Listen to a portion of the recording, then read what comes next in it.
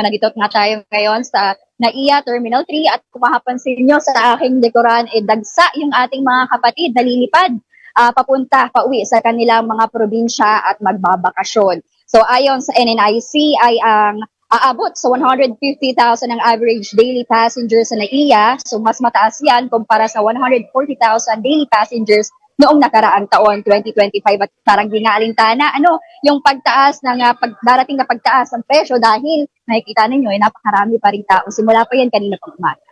Okay. Yeda, kaka-announce lang din natin na medyo may mga bagong assignments throughout different terminals. Meron bang mga naligaw? At kung sakali, meron din bang provided na shuttles between terminals for those passengers? Yes. Yes, tama ka dyan. Ipinatupad nga itong bagong terminal assignments para maiwasan daw yung siksikan sa isang terminal at bahagi din ito ng reorganization ng flights sa NAIA.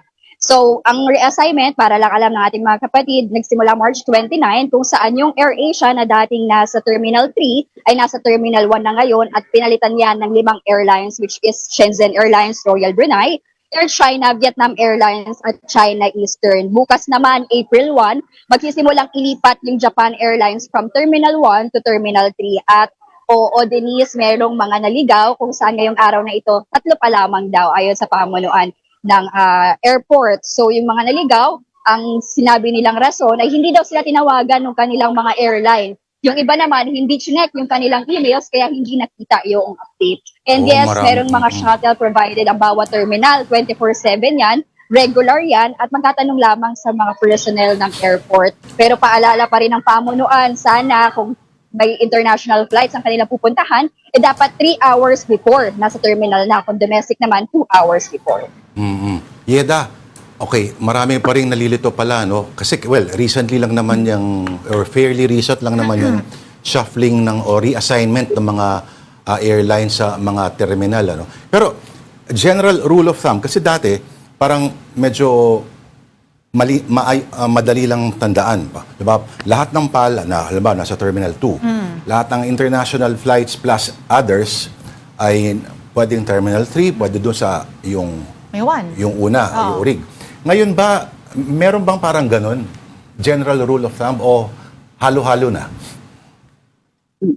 Ayun nga, Lord, tulad na nabanggit natin, halo-halo Kasi noong March 29, AirAsia nalipat, napalitan ng 5 airlines, bukas naman Japan Airlines. So ngayon, ang ginagawa nila daw is dinedisseminate nila yung information through social media at yung mga airlines naman mismo nag-a-update, tinatawagan nila yung kanilang mga passengers at nagpapadala naman ng abiso through emails.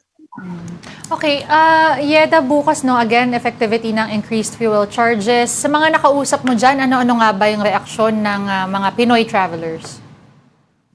Denise, ayun, marami talaga nakapakamot ang ulo dahil dagdag gastos daw ito para sa kanila, lalo na yung mga bumabiyahe na pamilya sila, nauuwi ngayong Semana Santa. Yung iba naman, wala naman daw talaga magagawa, no choice, kundi tanggapin na lamang ito at maghandaan na lang. Pero umaahas sila na sana hindi na dadagdagan pa sa susunod na mga araw.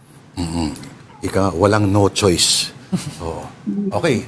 So ngayon ba, Yeda, makikita mo naman kung mga OFW o mga bakasyonista ang mga nagche-check-in.